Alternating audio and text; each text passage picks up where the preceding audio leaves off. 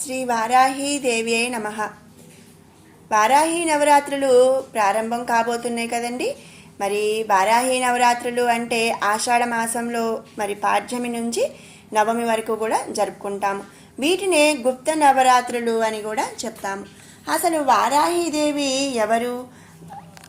మరి ఆమె అనుగ్రహం కోసం మనం ఏం చేయాలి అనేది ఇప్పుడు తెలుసుకుందాము. వారాహీదేవి వరాహస్వామి యొక్క స్త్రీ రూపం అన్నమాట. భూదేవి అవతారంగా కూడా మనం చెప్పుకుంటాము.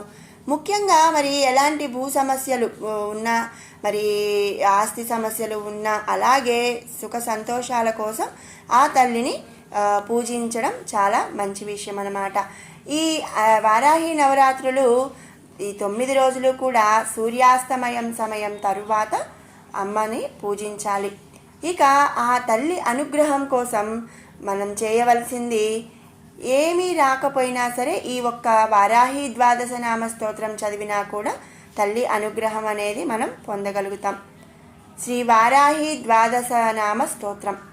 హయగ్రీవ ఉవాచ శృణు ద్వాదశ నామాని తస్యా దేవ్యా ఘటోద్భవ యదా కర్ణన మాత్రేణ ప్రసన్నా సా భవిష్యతి పంచమీ దండనాథా చ సంకేతా సమయేశ్వరి తథా సమయ సంకేతా వారాహి పౌత్రిణీ శివా వార్తాళీ చ మహాసేనా ప్యాజ్ఞా చక్రేశ్వరి తథా అరిఘ్నీ చేతి సంప్రోక్తం నామద్వాదశకం మునే నామద్వాదశకాభిజ్ఞః వజ్రపంజరమద్యగః సంకటే దుఃఖమాప్నోతి న కదాచన మానవః ఏతైర్నామభిరభ్రష్టాః సంకేతాం బహుతుష్టువుః తేషామనుగ్రహార్థాయ ప్రచచాల చ సా పునః.